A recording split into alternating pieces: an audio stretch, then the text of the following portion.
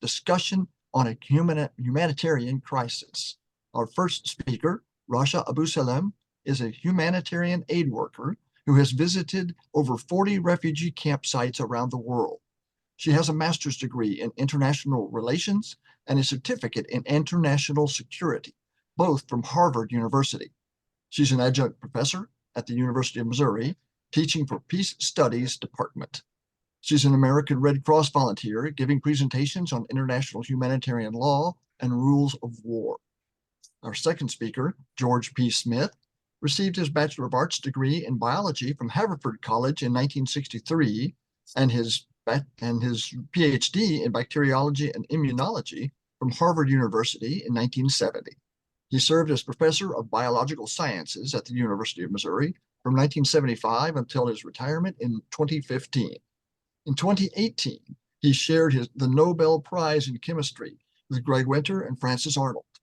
He's been an activist for Palestinian liberation for more than 20 years. On behalf of the Boone County Muleskinners, I welcome you both. Thank you so much. I do have, and I'm sorry, I emailed Kathy my PowerPoint because I don't know if when you allow me to share the screen, it sometimes doesn't show the viewer, only shows the presenter mode. So you'll see notes and stuff, which I don't want.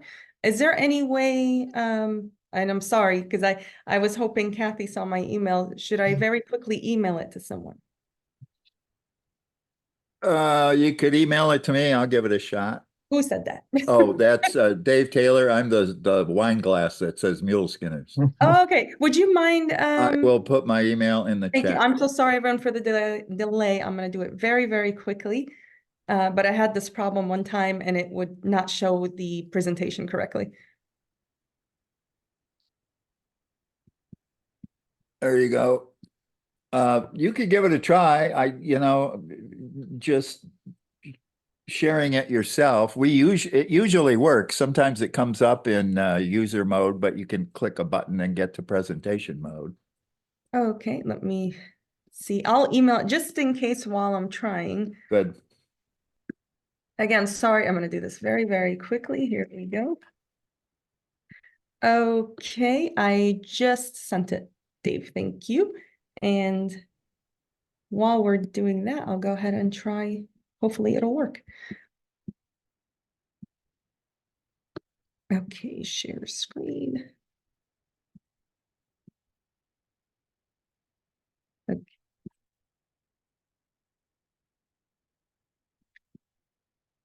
Okay, I guess you could all let me know if I know you see it in the presenter mode, right? Correct?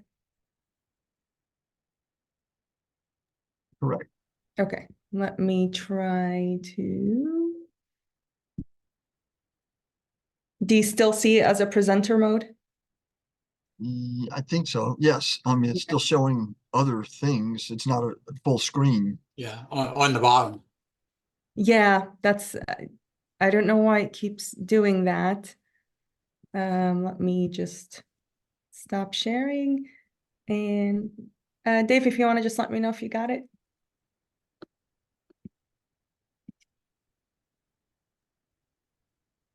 Dave Taylor, you're checking.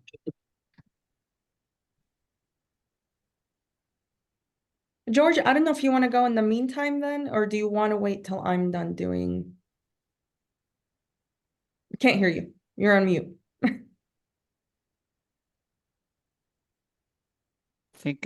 I think I need to go after you because Okay. I'm really dependent on your. I'm not intending to give an introduction at all, Okay. and I think that this is pretty essential that you start. But can I suggest that you try again and go to straight slideshow? So if you share your screen again. Mm-hmm. Yeah. Okay. Now down at the bottom, kind of at the right, there's this there's a slide. Yeah, one more to the right. No, to the left. You there? Click that. Okay, you have full screen. Okay. Is this what you want? Well, I need my presenter mode. So you guys are seeing it correctly now, correct? All right. Now, Yeah. do you have a right click? You're in a Mac, I think. Is that Yeah, right? I do have a right click. Oh, use presenter. Okay, do Okay. you still see full screen? No, Oh, no, yeah. it's showing. Okay. I don't know why Sorry, this. everyone. So you need your notes. Is that right? Yeah, for the most part. Just, I don't Because want to. I don't even see any notes here. Well, that's All, because this is the cover slide. oh, okay. Oh, If I'm, Dave, honestly, if you can't do it, then I'll just go off of memory as best as I can. But I'll just hopefully it'll be able to be shown. I'm still trying. Let me give it a shot here. Share screen. Sorry, everyone. My I'll apologies. stop yours. Where is it now? I have no trouble with Zoom at all. It just automatically goes That to look right? slideshow, and I can Yes, sir. decide. That's it. Now, how do I get to the next? Let me So try so it. You should it's be able to use the arrow, I don't see any arrows. or I mean, even on your computer, or just click on the slide. It should take you to the next one. It's been a while since I did a PowerPoint, Dave, but I'm thinking if you hit the space bar, it might go forward. Whoops. Oh, okay. That looks like you're in some kind of design mode there, though. Yeah. Let me get back to the right screen. Yeah, you're there. Oh, no.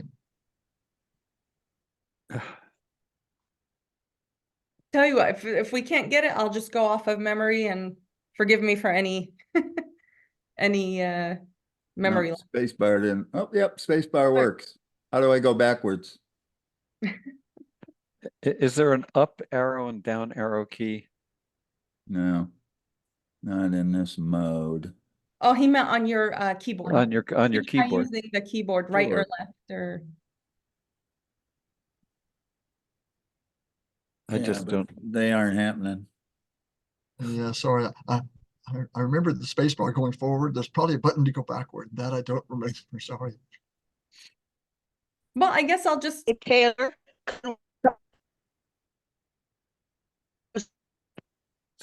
So Rasha, it looks Hello? like you may as well just do it for yourself. So you control going. Yeah, I'll just go ahead, and thanks, Dave, for trying. I'm so sorry about that. Sorry, everyone. I'll just go ahead and go off on memory. Let me just share screen again.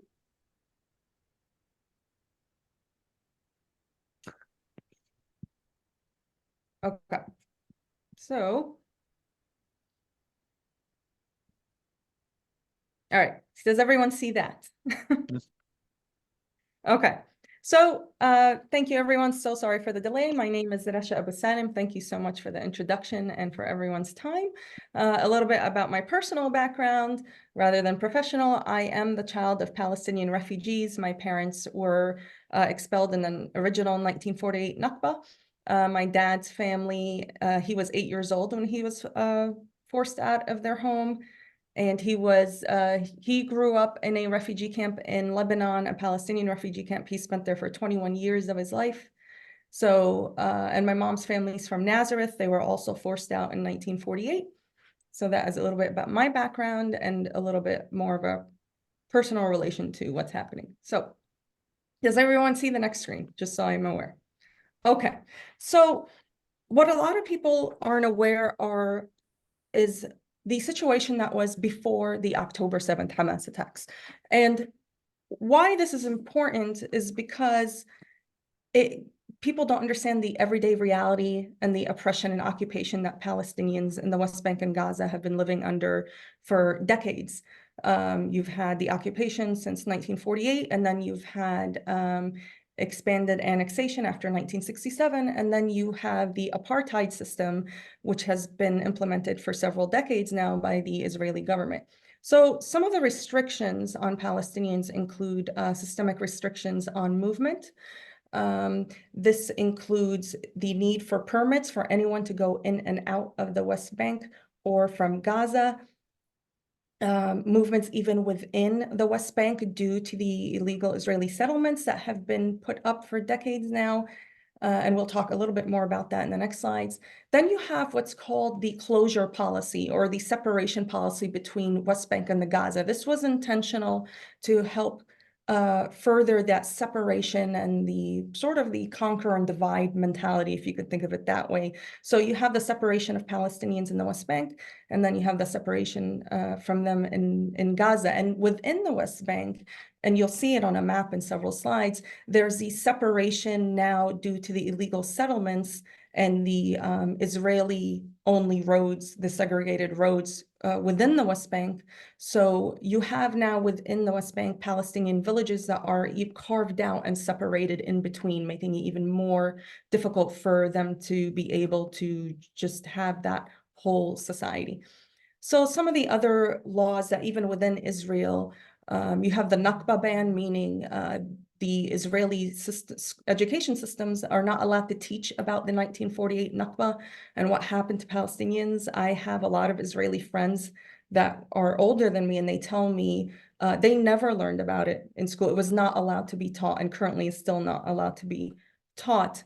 There's also if you're Jewish, if you live anywhere around the world, you can apply and get Israeli citizenship on the simple ground that you're Jewish, where Palestinians are denied the right of return that international law had called for decades now, and people like my family, for example, are not allowed to return, even though that's their ancestral land and they were generations they've been there. So this is, I'm sure some of you might be familiar with the separation wall, the apartheid wall. Israel claims that this is due for security purposes. Of course, this only helps further the divide and segregate Israelis from Palestinians. And these walls, if you go, you could go into the West Bank, you could see them everywhere. This is literally what divides the West Bank from Israel. So for Palestinians in the West Bank to access any part of Israel, they have to go through certain checkpoints to get in. And a lot of the checkpoints, this is what it looks like. So you have the one on your bottom left, that would be one of the most infamous ones, Kalandia, and I've been there several times. And it's usually, there's usually some type of outbreak in either violence or some situation that's happening there. I've been there when it's happened myself. You have, you could wait for hours and hours in a line to cross the checkpoint, whether you want to go to school or work or get medical treatments in Israel. And a lot of times, either you wait hours and you finally get in, or you wait hours and they actually deny you, and they never have to give you a purpose. It's just for the simple, fact that they can. And unfortunately, this is part, and I'm going to go back to the wall, part of an apartheid. It's not just a physical, it's very much the psychological. So that reminder that we're in charge, you can't do anything without us telling you that you can, we're going to keep you in your place. That is very much alive and well in Israeli society when it comes to its treatment of Palestinians. Again, this is something I've seen, something that I've even experienced once they see my name on my American passport, and suddenly I see that 180 shift of, oh, you're not a foreigner. So it's something that is 24/7. There's no break from this. So this is decades of generational oppression, generational trauma that Palestinians have had to live with. So a little bit, some of the apartheid laws that have been implemented, you have the blue case ID versus the green case. The green case would be for anyone from the West Bank or Gaza. The blue would mean you're an Israeli citizen. So you have that legal system of differentiating between groups. You also have different license plates. The top, the yellow and blue, would be cars from Israel, and the bottom would be the ones from the West Bank. Now, if you have a green plate, like the green and white one for the West Bank, you are not allowed to enter Israel with it.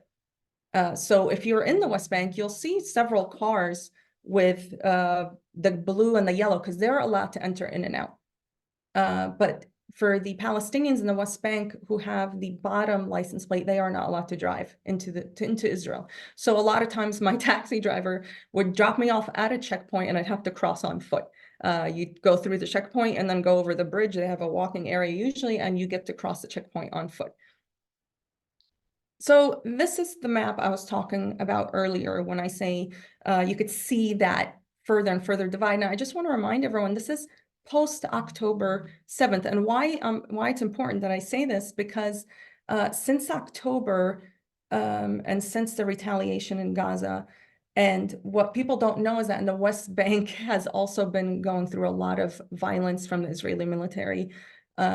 So one of the main things is that since October, Israeli officials have given over 3,200 permits to Israeli settlers to be able to build. So this map is going to very drastically change. My friends who live in the West Bank, and they've sent me videos and pictures of this, many of them live by the illegal settlements and they can't access certain roads because they're only for Israeli Jews. So now what's happened since October, they've gone around to all the villages and literally put up fencing around all the villages, and they have a curfew. And not even a curfew, because they tell me they could close the gate at any time and you can't get in or out.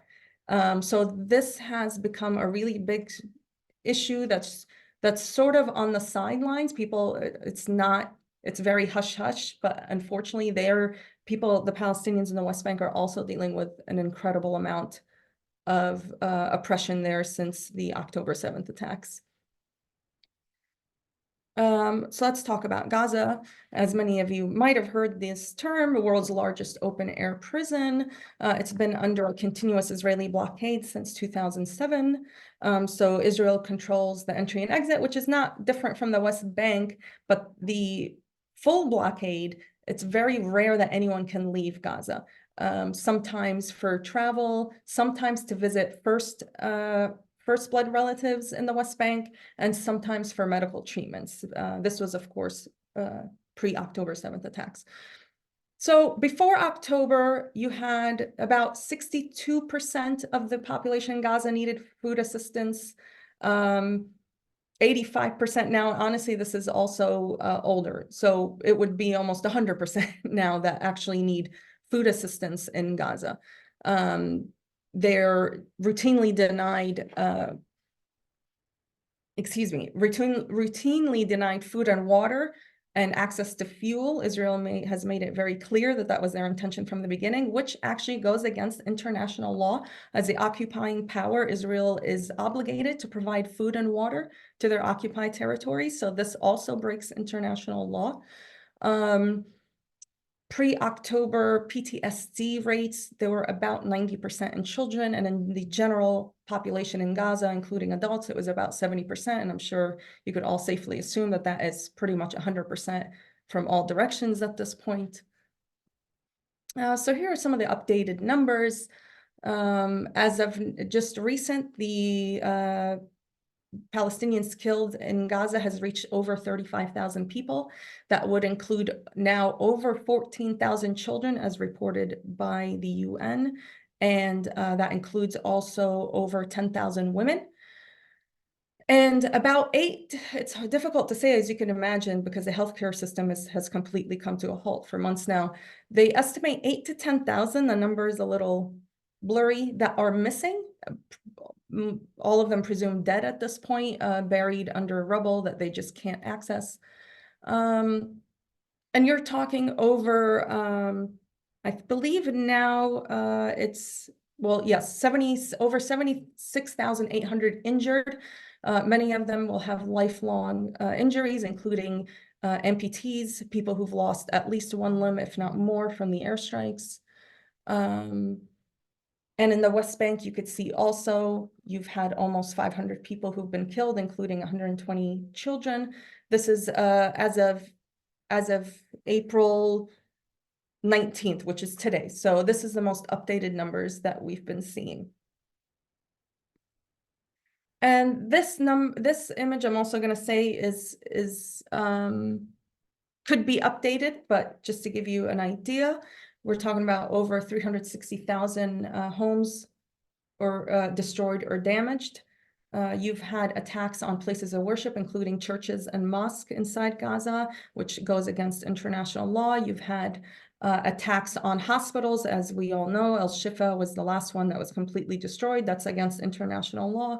You've had attacks on schools and aid distribution sites. Those are all illegal under international law as well.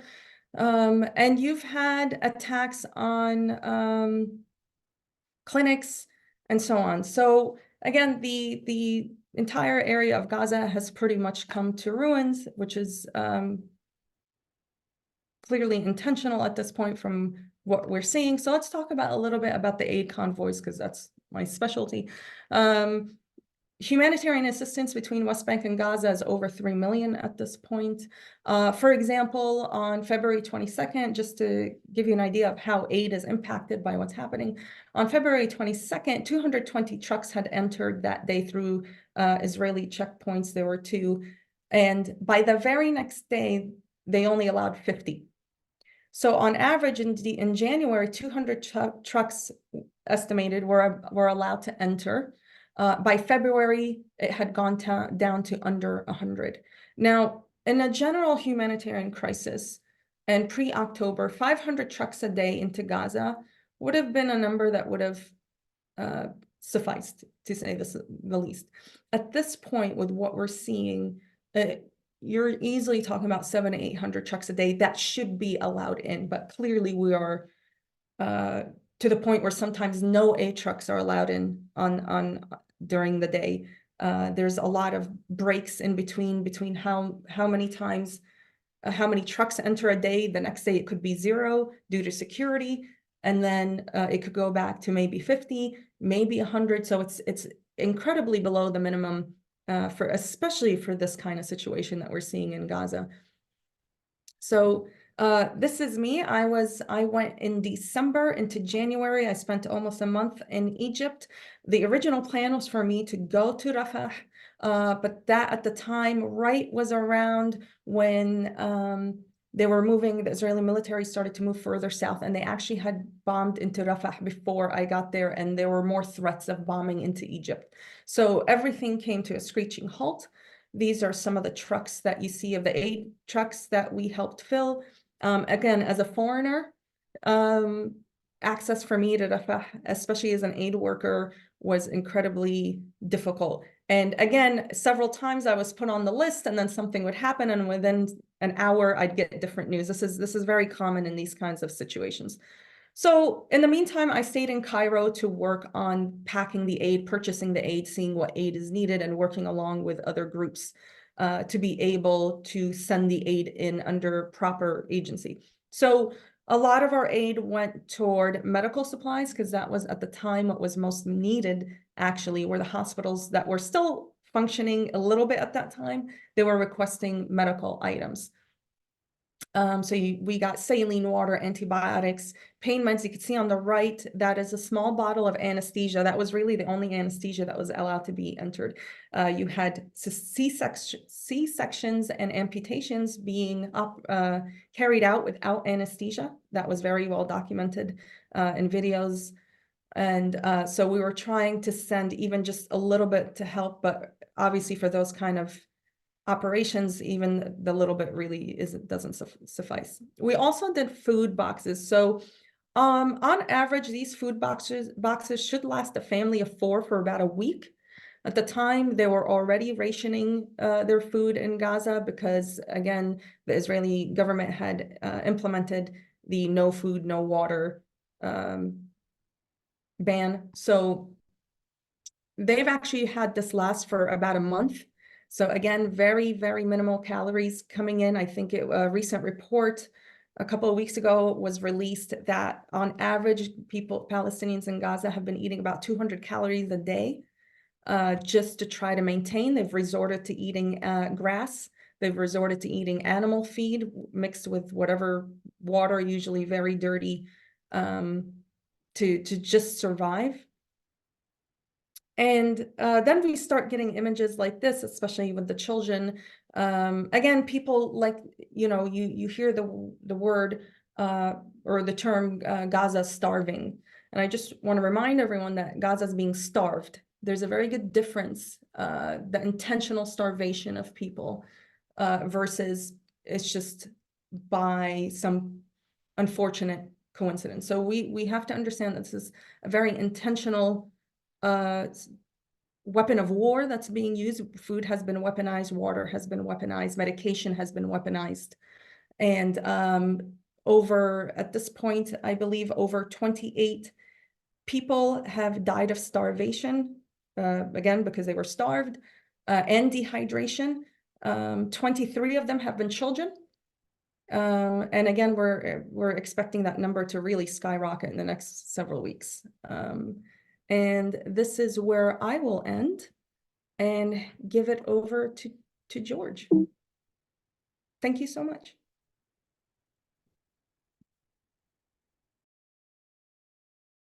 George, you're on mute. This story is very hard to follow. So I come very late to this campaign for liberation of Palestine. I mean, I wasn't aware of it. I've only been active in it and for a little more than 20 years, unlike Rasha, who's been active her whole life. But as anyone who's learned about this comes to realize, this is a dreadful injustice, a festering injustice that our country has sponsored from the very beginning, from 1948 Nakba to today.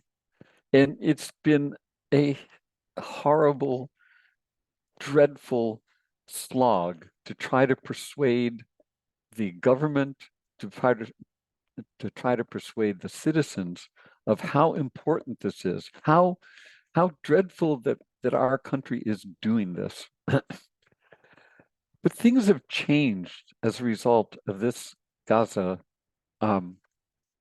genocide. I use the word genocide because it's clearly genocidal acts. It may or may not ultimately, according to the International Court of Justice, be ruled as genocide because there are very specific things that terms that have to be met in order to be called genocide.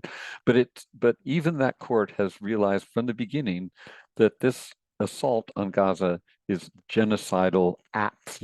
It's genocidal in the acts have the nature of genocide.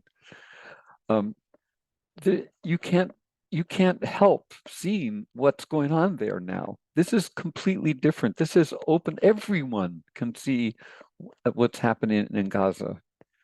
And yet still, our government is doing nothing essentially nothing to put an end to this, even though they have huge leverage in order to do it. To me, and I think to many people like me who have been concerned with this for a long time, and even those who have been concerned with this just recently because of the undeniability of this catastrophe that is going on in Gaza, this isn't just a fault of faulty foreign policy on the part of the government. It's a moral rot at the core of the leadership of the Democratic Party, maybe the Republican Party as well, but here we're talking about the Democratic Party. This is just it's in an inexcusable rot that it's intolerable. And the question is that how does a Democrat like me, a lifetime Democrat, deal with this rot at the core of the leadership of the party that he or she has been following for many decades? So one thing that's a signal of this is during the primary season. In the primaries, in the very tiny Democratic Missouri Democratic primary, about 20% of the voters in the Democratic primary voted uncommitted. I was one of them. I wouldn't vote for Biden. I wouldn't vote for Biden because he represents this leadership that has allowed this to go on, even and has refused to use the the power of the United States to put an end to this genocide. And we'll note our allies in Michigan, which has a very large Arab American community. There were 100,000 voters, I think, that voted uncommitted in the Democratic Party. So what about the general election? Well, I don't live in a swing state. There's only maybe at most 10 swing states, but there's just no doubt who's going to win in Missouri in the general election, and there's no doubt who's going to win in California or Massachusetts. So I think this is kind of like a primary. I'm going to vote. I'm not going to vote for Biden in the general election. I pray that he wins because, of course, there's Trump is much worse. I pray that he wins, but I need to have some way, and so many allies like me need to have some way of sending the strongest message possible to the Democratic Party that it needs to change.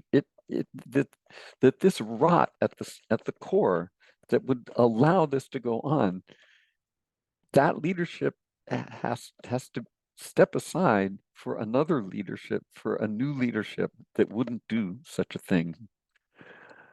I don't know what's going to happen in the general election. It's terrible that it's even close, and I certainly don't want to be on the side of of being a voter for Trump. I hope that our allies in Michigan, which is a swing state, will hold their nose and vote for Biden, because they've got to realize how much worse Trump will be. But I don't know what other messages, what other powerful messages can be sent to the leadership that they have to change, that this is something that's just intolerable. So that's my message. And maybe it's a kind of uncertain message, and I certainly would be, both Rasha and I will be very glad to consider people's opinions and so on. So thank you.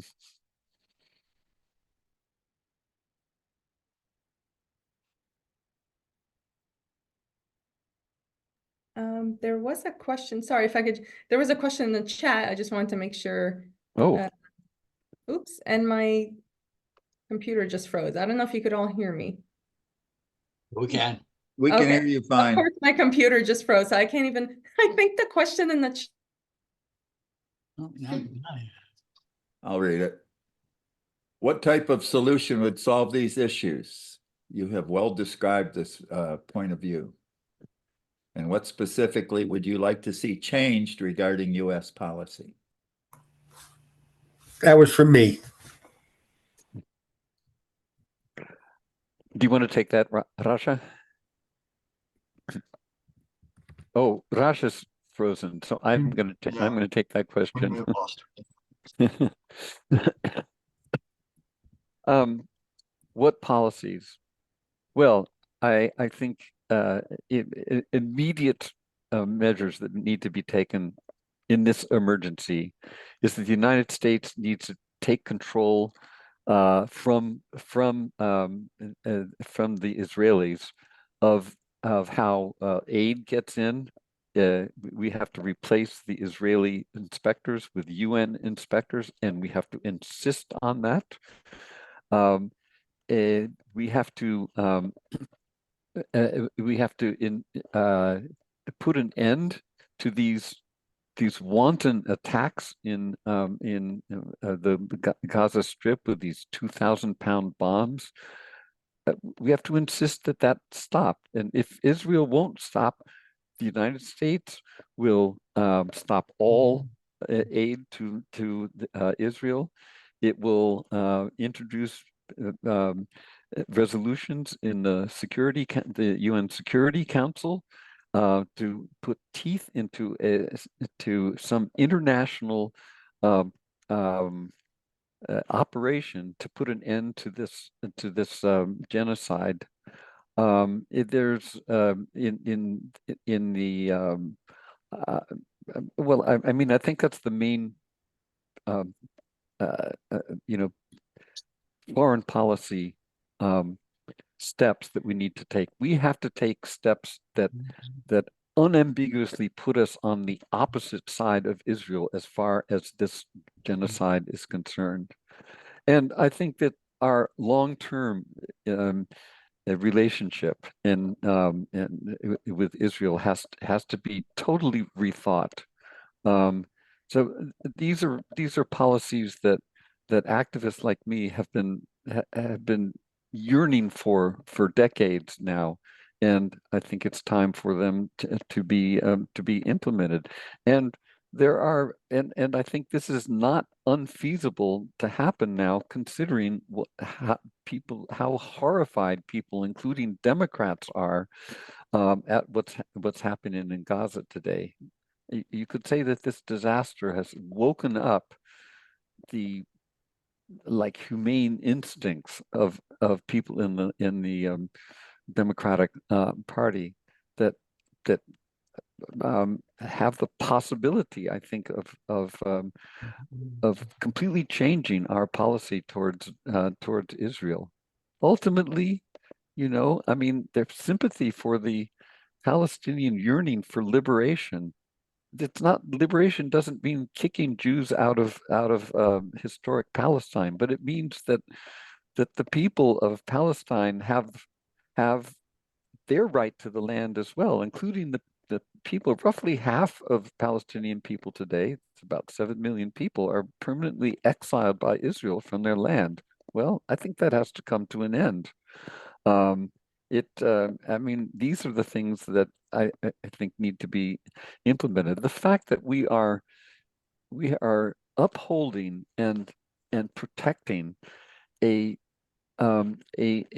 Jewish ethnic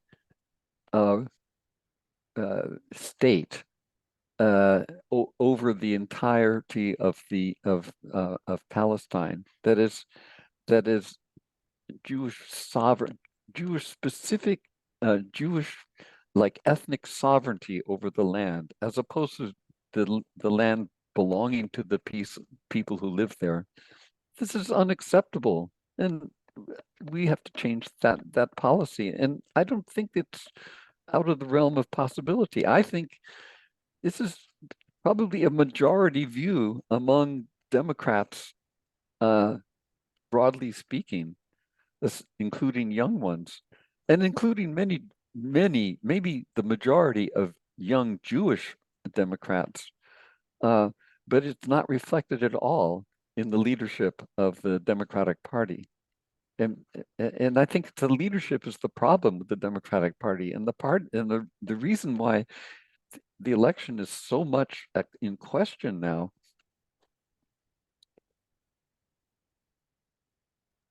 Let's go to. Sorry, I was kicked off. Sorry, I just hopped back on. So if you don't mind me just throwing my 2 cents that way, I want to make sure because I can't see the questions anymore.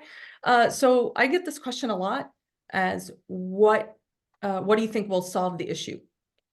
I get this question all the time, and I tell people we can't talk about anything until we first and foremost talk about ending an illegal apartheid, an illegal occupation, and the oppression. We cannot talk about any solution when we don't even acknowledge the history that's been going on for decades now.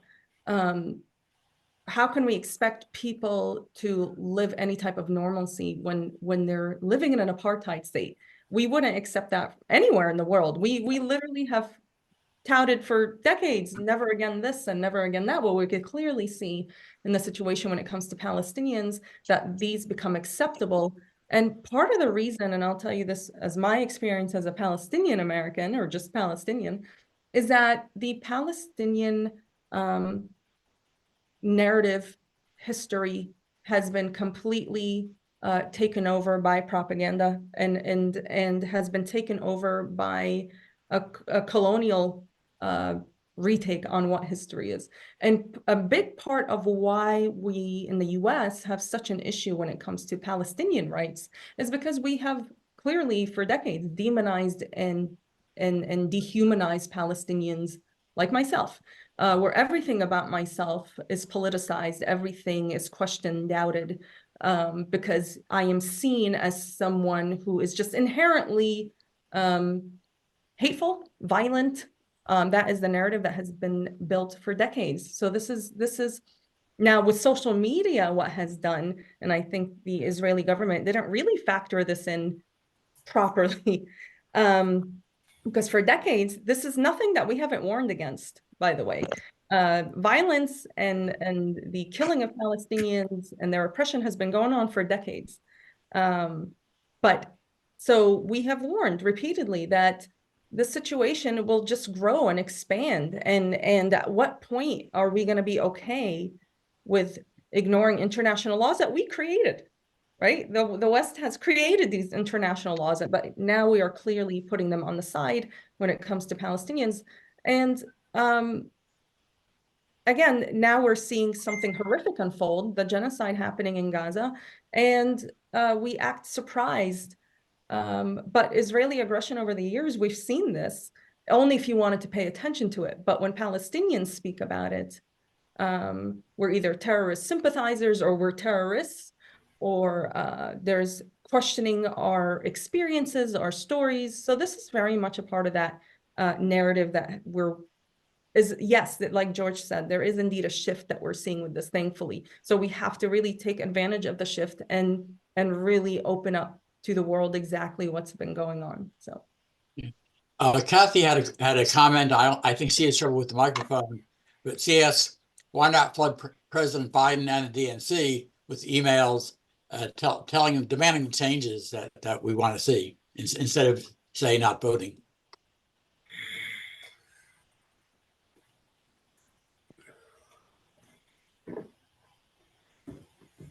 George, did you hear his question? George? Oh, I'm sorry, I didn't hear it as a question.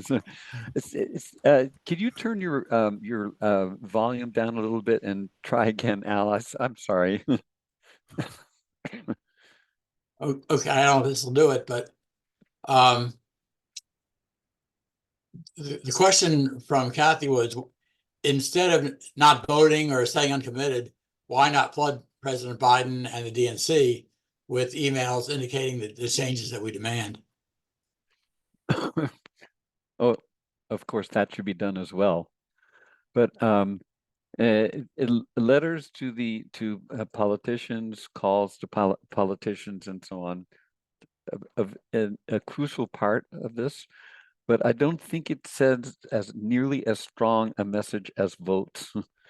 Votes in the primary, especially, for example, in the primary in Michigan, were a much more powerful message to the Democratic Party than like tons and tons of letters to individual politicians, including our national leaders. So I think both have to be part of the campaign to change the Democratic Party. So yes, I agree that I don't think this is an alternative. I think that this is both of these are necessary.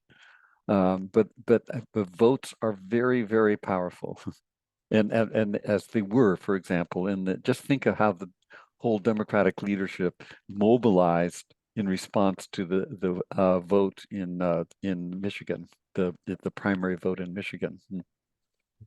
Herb or Stu, you have a question?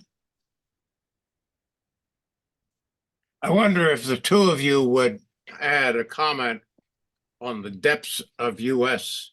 official involvement in the present situation in this region, especially since the Camp David Accords of 1979. And since 1979, I believe by my calculation that 1/3 of the entire US foreign aid budget has been allocated to Egypt and to Israel, billions of dollars each per year. And would you comment on this from whatever perspective you choose? Well, yes, the United States has, I mean, the biggest recipient of foreign aid, our very stingy foreign aid budget is Israel. And you mentioned Egypt as well. And Egypt, in the case of Egypt, it's a bribe to the dictatorship of Egypt, so that they will maintain its so-called peace treaty with Israel, in defiance of virtually all of the Egyptian people. So it's a bribe to a very harsh dictatorship that rules in Egypt, in order to ensure that they will continue their collaboration with Egypt. For example, in control of the Gaza, of the border at Rafah, the southern border. So there's one part of the border around the Gaza Strip that Israel doesn't control. It's Egypt. It's between the Gaza Strip and the Sinai Peninsula, and that has been controlled as harshly by Egypt as it has been, as the remaining borders have been harshly controlled by Israel. So that closure, that policy of closure of the Gaza Strip, has depended on Egypt as well as, of course, as on Israeli policy. That's part of the corruption, I think, of American foreign aid. So much of it is military aid in pursuing very questionable, very like immoral foreign policy goals. We have insisted on supporting Israel no matter what they do. So yeah, I don't know if I answered that completely, Herb. I mean, there's tons of other things since since the 1967 war. The 1967 war is a war of aggression by Israel. They attacked Egypt, wiped out their air force instantly, and then proceeded to take over the remaining parts of Palestine that they didn't, the West Bank and the Gaza Strip, as well as taking over the Golan Heights and the entirety of the Sinai. It's when Israel finally agreed to give Sinai back to Egypt that Egypt signed this peace treaty that led to this the dictatorship's collaboration with Israel. I mean, that's another sordid part of our history in dealing with Palestine. Alice, do you have a question? Alice? Alice? Put the hand up for me, would you? Put the hand up for me. Oh, she has her hand up. Sorry. Alice? You're Can you muted. unmute? Alice, can you unmute? Alice? You're still muted, Alice. I think she's trying to Okay. figure it out. Okay, thank you, everybody, for addressing the concerns that the uncommitted vote could, especially in swing states, elect what we don't want, anybody wants, which is Trump. Or even staying home would likely do that in the swing states. So it's very ironic that, but okay, so the best thing that could happen now is cutting the military budget, which could maybe topple the Netanyahu government. which would of course be excellent right now, you know, but we don't know if that's going to happen. I mean, right after they re-attack Iran would be a good time to do that, anytime. But my question is, and I've long wondered, why have not other Arab nations stepped up to help Palestine during all these years of extreme hardship and horror? And they have their own problems, I know, but that's a question I'm just going to put out there. Thanks. So there are a lot of Palestinian refugees, as many of you know, in Jordan, Lebanon, like where my family went, and Egypt, but especially Jordan in the Levant section. So Jordan, Lebanon, Syria, of course, a lot of them got displaced along with Syrians and Kurds once the Syrian civil war broke out. I don't want to expand too much on this. I'll leave it up to George. But we know money talks a lot, politics talks a lot. That is, and I'll even take it a step further, Alice, and tell you that a lot of times in certain Arab countries, Palestinians are treated as second class. That is part of the reason my own family came to the US. My dad did not want his children to be raised in a place that ironically treated other Arabs as such. Now, I would love to differentiate, and I need this to be very, very taken in. There's a difference between citizens of a country versus the government, and we could even see that here. Even when I travel abroad in refugee camps, and I tell people the American people care about you. I am here with their donations. Governments might be something else. So, and I'll say this just from my last trip to Egypt, the people want to so badly help. Of course, we know politicians are something else. So, unfortunately, this is just, again, my personal experience, my family's personal experience. This is unfortunately how it is. Yes, Alice, this is a big problem. Not to the dilute what's happening, what the Israeli government is doing by any means, but the reality is, this is how it is. So one of the biggest questions is why not open the border in Egypt to let them in? So this is the main thing that's said, and I'm just going to leave it at that for my sake, because I travel a lot and I have to go through security a lot. There is a real threat that you let the Palestinians in from Gaza. We all know that they're not going to be allowed to go back. We know this because the area will be annexed. This is a very 100% legitimate thing. Now, are there other issues?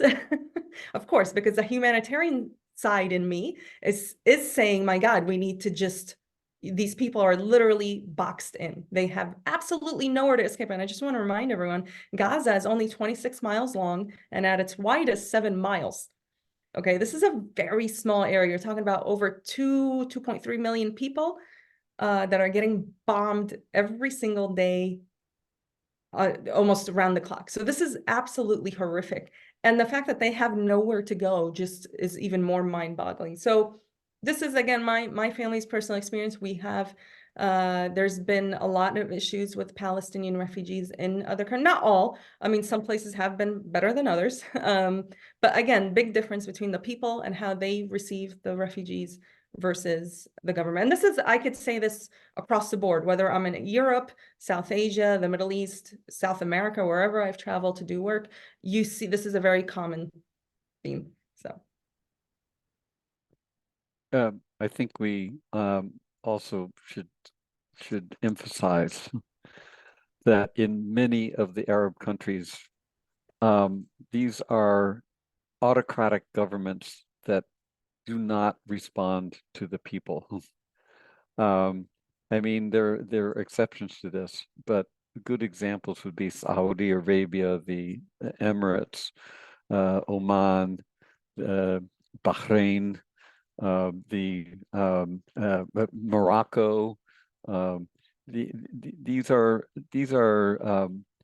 dictatorships of one sort or another that pay very little attention to the people, and the bulk of these agreements, these supposed these Abraham Accords, these reconciliations between countries and between Arab countries and Israel, the bulk of them involve those dictatorships, and these are arrangements that are of advantage, that are seen of advantage by the dictators, not by the people themselves. Virtually, there's almost 100% agreement among the people of all these countries against any such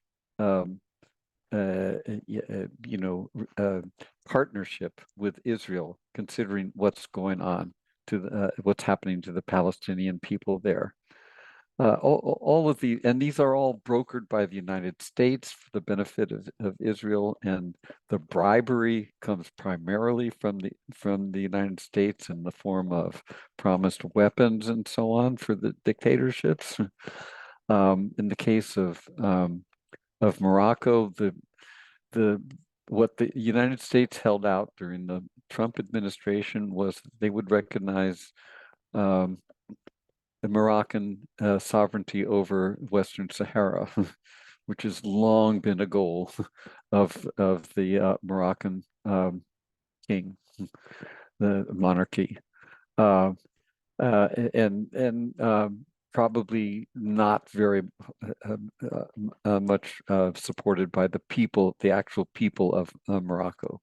All of these, I think, are corrupt, are highly politically corrupt agreements, and the corruption starts with the United States itself. Pam had a question about the UN vote no, negative vote to make Palestine a state. And can somebody talk about that? Did you want to handle that, Rasha? Oh, where is Rasha? Oh, I'm right here. Oh, you can't. Oh, okay. Yes, was that regarding was the question about the US voting no? It was the only one to veto the vote. I'm not sure. Pam, can you clarify that a little bit? Yes, that's it. Yes, that is what I was talking about. I think the vote was yesterday. Yeah, and I'll give my opinion in that. That's not surprising at all. That's actually expected. I wouldn't expect anything else. I'm actually more surprised to say I'm always a little more cynical, especially after my field work. I've seen many not great things, that they even had taken a vote on it. But that also goes back to what George was saying earlier. We're seeing a big shift now. The fact that it was even presented for vote, the fact that South Africa had filed with the ICJ, and we're talking about other countries now. I think it was Uruguay, I think, who had filed against Germany as well. So we're definitely seeing a shift in that. Again, I'm not surprised though. The US that's a normal way of voting for when it comes to the US and the UN. Anything that is would be deemed against Israel in any way, they would vote against. So yeah. The United States has for a long time been twisting the arms of UN members, insisting that the only way that Palestine can be recognized as a state is if Israel agrees, and Israel will never agree to that. The United States knows perfectly well that Israel will never agree to that unless there is a total revolution in the Israeli government. So in effect, the United States is insisting on a Israeli veto against statehood for Palestine. There's no other reason that Palestine wouldn't be admitted as a state. And Scott, you're objecting or something. I was going to ask when you were done a question on that, so I didn't want to interrupt you. No, I'm done. Oh, okay. Weren't there like about 3 different times, once under the Clinton administration, I think one just under Bush, and the other I don't remember, where supposedly a deal was about to be worked out to give the Palestinians statehood. Boundaries were drawn, and for whatever different reasons, there's all kinds of different stories out there. It wasn't accepted. But the Israelis apparently worked towards that. Clinton did. Under the Clinton one, Arafat, at the end of all the discussion, said no. Again, there are different stories that came out on why he did. It was done again under a different, I think he was a former general, though most of them seemed to be military anyway. In the 21st century, also some type of agreement. And again, it was turned out no. And the Israelis seemed to be for setting something up on that. I'm not portraying the Israelis as saints by any means, but it seems nobody can ever get to the final point of agreeing on getting something done. And I'm concerned once all this is settled in Gaza, what is a good way to go forward on all this? Just cutting off the Israelis is not going to be the answer. Depriving of military weapons and things. Partly they'll make their own, partly they have some. I don't think that's going to solve a problem right there. It needs to be an overall solution, but it seems to keep falling short. And if you both could address that, because I'd love to hear different perspectives on this. Well, let me just give a perspective on statehood for Palestinians. This all arises really from the Oslo Accords from the 1993 and 1995. The Oslo Accords was an agreement basically between Yasser Arafat acting almost, by himself and the leadership of, the Israelis, where he signed on to an agreement whereby Israel's only concession, its only gift, you might say, to the Palestinian people was that it recognized the PLO as the spokespersons, the spokesman for the Palestinian people. That's the sole thing that Israel gave up. In return, Palestine made the obligation to end armed resistance to Israel. It acceded to a whole regime in the West Bank where 60% of it was going to be controlled by Israel. Well, I mean, this didn't arise immediately. It was evolved over a couple of years, but ultimately Israel was going to control 60% of the land of the West Bank, and Palestinians would control a small part, and there'd be a part that's jointly controlled by Israel and Palestine. It was a dreadful agreement that has led to the locking in of the occupation in the West Bank, and the rise of the settler movement that has taken over virtually the entirety of, almost the entirety of the West Bank. There's now almost 1 million Israeli citizens living in Jewish-only settlements in the West Bank, and that includes the East Jerusalem.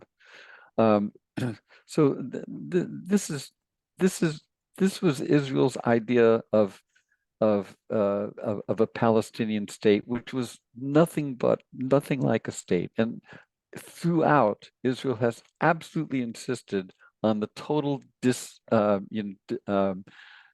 demilitarization of any Palestinian entity. So the only militarization, of course, is like militias that rise up in resistance to this regime. So there has been an absolute insistence by Israel against anything like that would actually be a Palestinian state. And that's why I've maintained that Israel has maintained a total veto against anything that would actually resemble a Palestinian state. And the United States has fully backed that up. I don't agree that the United States backing down from that position would mean nothing. I don't think it's true that the United States refusing to give aid to Israel, refusing to protect it in the United Nations, especially the Security Council. I don't agree that that would have no effect on Israel. I think it would have a very strong effect on Israel. It's conceivable, I think, but maybe pretty unlikely that Israel will continue as it has been if the United States put its foot down and said that it was going to work hard to end what Israel is doing. For example, supporting an arms embargo on Israel.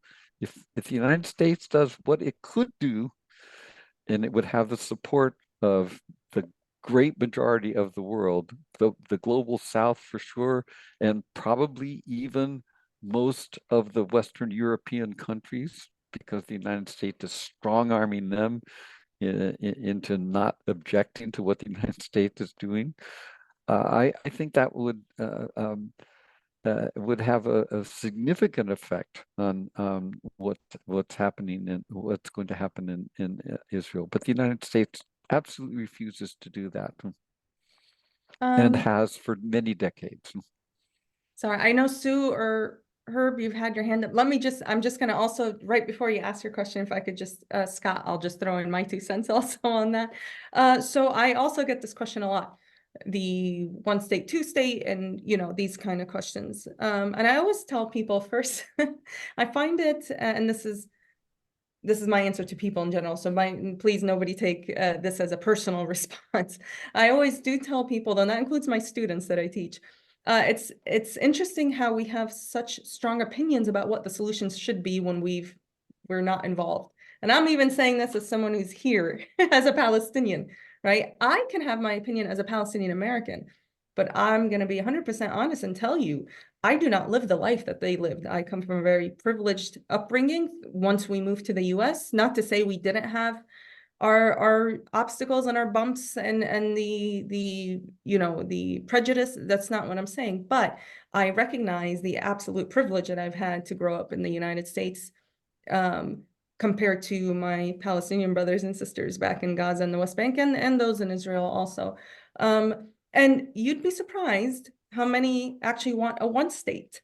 We push this idea of 2 state, 2 states, 2 state. People really just want what was before 1948. Now, don't confuse what I'm saying with what also George emphasized. It's not about getting rid of the Jewish population, because the Jewish communities have lived in Palestine and the area in the middle, in the Levant and areas in the Middle East for generations.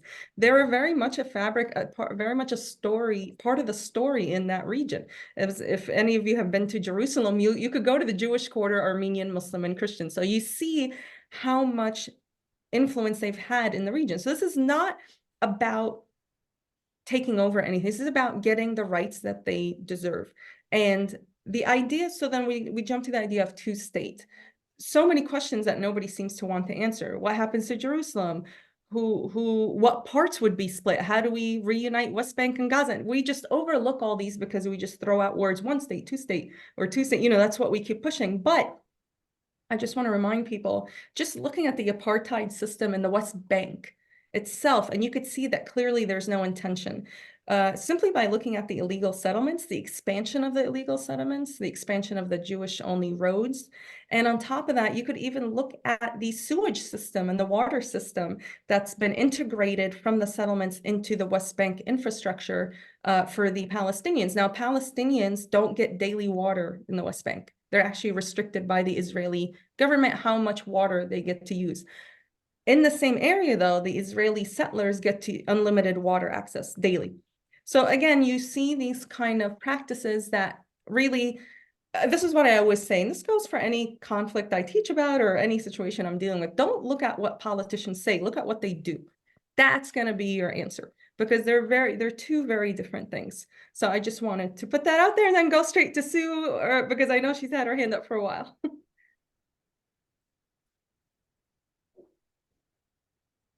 Sue, Herb? Oh, you're muted. We can't hear you. Muted.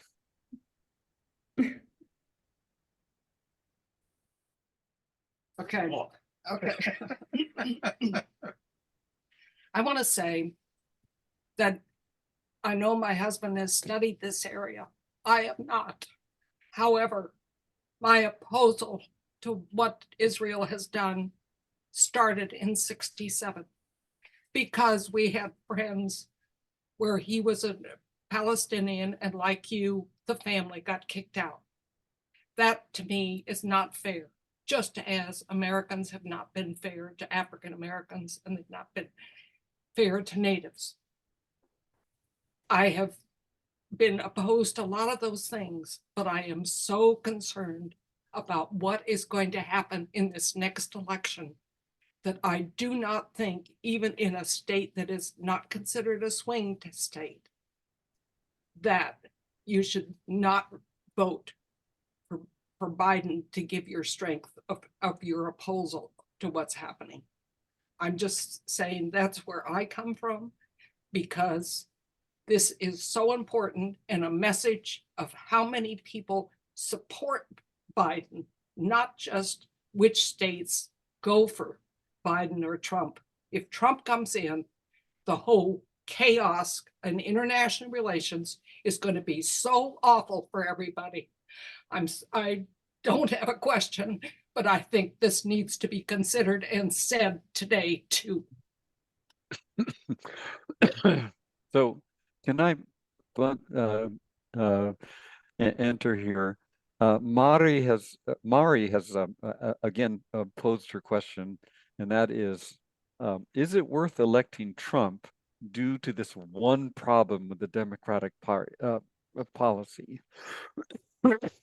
Which is a legitimate question, and one that I tried to address at the beginning. I don't think this is just a problem, quote, problem with the Democratic policy. It's a rot, a moral rot at the core of the Democratic Party. And when I say that, is it worth electing Trump? Can I emphasize again, as Sue did, that that certainly we are not trying to elect Trump. We will not vote for Biden when we are not in a swing state, because that sends a very powerful message to the Democratic Party. But we do urge our allies and friends in swing states to vote for Biden instead of Trump.